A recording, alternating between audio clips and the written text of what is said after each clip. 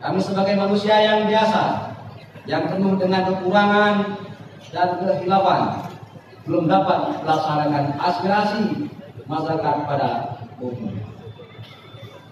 Untuk itu, kami mohon maaf yang setulus-tulusnya, dan kepada Allah Subhanahu wa Ta'ala kami mohon ampun.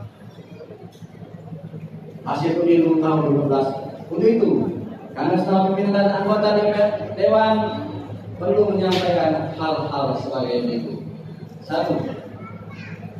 Pada saudara bupati beserta jajarannya sampai dengan perangkat desa, pengabdian 5 tahun ke depan dapat dijalankan dengan baik dan penuh amanah, serta dilandasi dengan keikhlasan, dan bupati merupakan bagian mitra sejajar.